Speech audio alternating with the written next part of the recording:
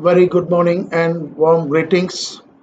Today we are going to see about the deflection and slope determination by using the momentary method, which is also called as Moore's theorem.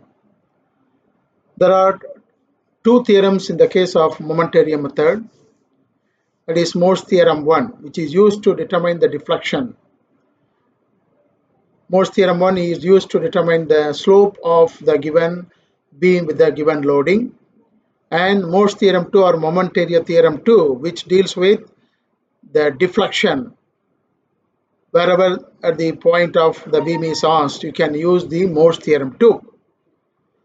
So what is the merits or advantage of the Moore's theorem 1 and 2 or momentary method? In the case of momentary method, if the cross section of the beam is varying from one section to other section, for L by 4 we are having 2 EI, then for the next half of the span we are having 3 EI, and the last L by 4 you are having 1 EI only. That means the cross section is varying. So if the cross section is varying, we can very well use the momentary theorem 1 and 2. So you cannot use the double integration method, or sometimes you are having a more compression in the case of the Macaulay's method. So in this case, we can use the Moore's theorem 1 or the momentary theorem 1 and 2. So for example, I am taking a simply supported beam of span L, so which is having a central point to W, and the span of the beam is L. Anyway, here I took the EI, fluctuation of the beam is constant. So what will be the slope at the supported ends A and B, and what will be the deflection at midspan or the maximum deflection?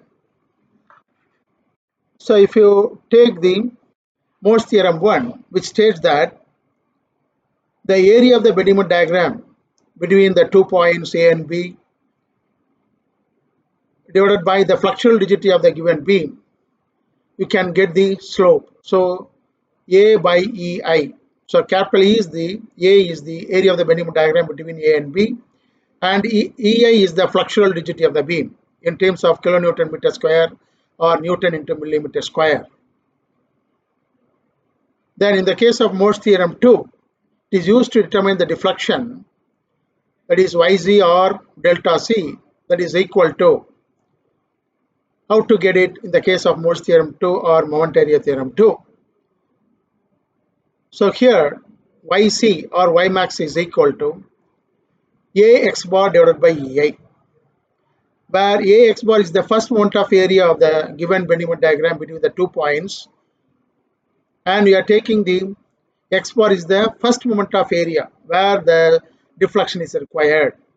So in this case, the deflection at A with respect to C is equal to the deflection at C with respect to A. So here, the Bedingfield diagram, if your beam is there, the moment diagram will be of WL by 4. So the maximum moment occurs at midspan. So I am taking a symmetrical one, so I will take the first half or second half. I will take the first half AC, which is L by 2. So now the deflection at C with respect to A. So you take the X bar is equal to 2/3 of X bar is equal to 2/3 of L by 2, and A is W L cube by 16 EI.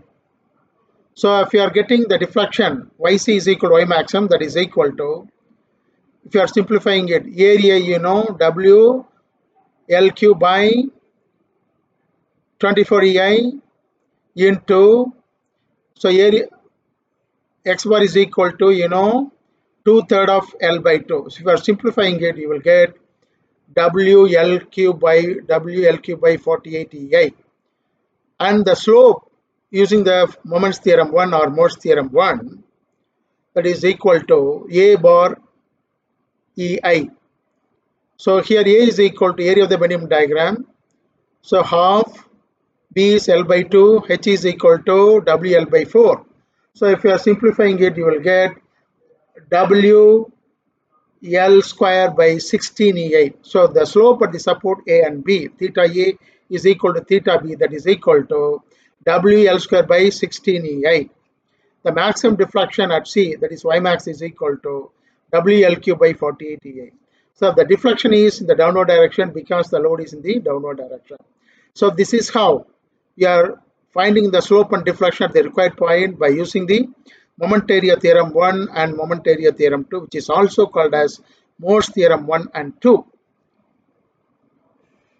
So now we can see the worked out answer in the case of the Moore's theorem 1 and moment area theorem 1 and 2.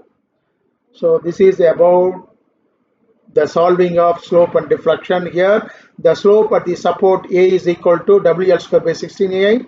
Then the deflection at C is equal to YC, that is equal to Y max, that is equal to WLQ by 48EI.